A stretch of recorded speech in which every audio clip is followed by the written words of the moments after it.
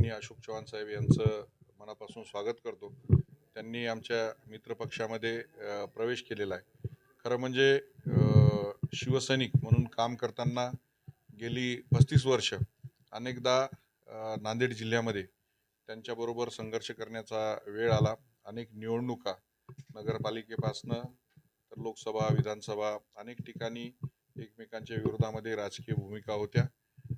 माझी त्यांना विनंती एवढीच राहील की जी काही कटुता होती किंवा ह्या सगळ्या 35-40 वर्षाच्या कारकिर्दीमध्ये अनेकदा गाव पातळीपासून तर जिल्हा पातळीपर्यंत काँग्रेसच्या कार्यकर्त्यांचे आमचे अनेकदा संघर्ष झालेले आहेत। तर ज्या पद्धतीने त्यांनी प्रवेश केलेला आहे ती कटुता आता त्यांनी विसरली पाहिजे आणि सत्तेमध्ये आल्यानंतर त्या त्या कार्यकर्त्यांना खऱ्या अर्थानं जर त्यांनी न्याय दिला तर खरंच त्यांचा प्रवेश झाला असं म्हणता येईल।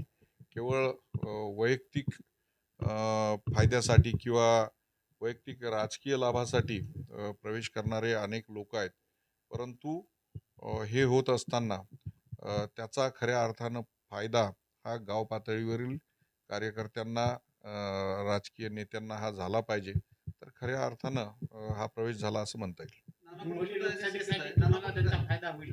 हिंगोली लोकसभेमध्ये निश्चितच अशोक चव्हाणांचा फायदा होणार आहे, कारण त्यांना मानणारे या लोकसभा मतदारसंघातील एकमेव हदगावचे आमदार माधवरावजी जवळगावकर हे सुद्धा लवकरच भूमिका घेतील अशी अपेक्षा आहे। आणि निश्चित पूर्ण हिंगोली लोकसभा मतदारसंघ हा युतीमय होईल आणि या माध्यमातून जे काही देशाचे पंतप्रधान माननीय नरेंद्र मोदी साहेबांचं स्वप्न आहे 400+ हे महाराष्ट्रामध्ये ज्या 45+ जे स्वप्न आहे ते साकार होईल असं मला वाटतं। मला निश्चित सांगता येणार नाही, परंतु नांदेड जिल्ह्यातील तर सर्व आमदार त्यांना मानणारे आमदार आहेत, हे सर्व आमदार त्यांच्या बरोबर जातील असं मला विश्वास आहे।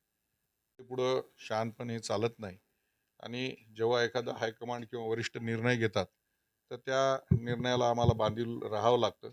आणि जेव्हा त्यांनी माननीय नरेंद्र मोदी साहेब यांचं नेतृत्व मान्य केलेलं आहे तर त्या दृष्टीनं त्यांनी हिंदुत्व सुद्धा मान्य केलेलं आहे आणि या विचारधारेवर त्यांनी चाललं पाहिजे। आणि या विचारधारेबरोबर ते चालत असताना एकत्र बसून ठीक आहे काही राजकीय मतभेद असू शकतात, परंतु जो काही पक्षांचा अजेंडा आहे त्या पक्षांच्या अजेंड्यावर एकत्र बसून आम्ही काम करू। आदर्श घोटाळा झाला मागच्या वेळेस, त्यावर संजय राऊत आरोप केला की आदर्श घोटाळा पुन्हा चौकशी होणार, त्या भीतीनं भाजपमध्ये गेले असं म्हणतात। तर संजय राऊत साहेब हे मोठे पत्रकार आहेत आणि दोघं कालपर्यंत एकत्र बरोबर होते, पण आजच संजय राऊतांना हा घोटाळा का आठवला? मागच्या 2.5 वर्षात जेव्हा आघाडीचे मुख्यमंत्री होते त्या कारकिर्दीमध्ये त्यांनी हा घोटाळा का काढला नाही? तेव्हा काढायला पाहिजे होता। मग आज त्यांचा पक्षात प्रवेश होतो आणि आज त्यांना तो घोटाळा आठवतो, तर हे एक संधी साधूपणा आहे।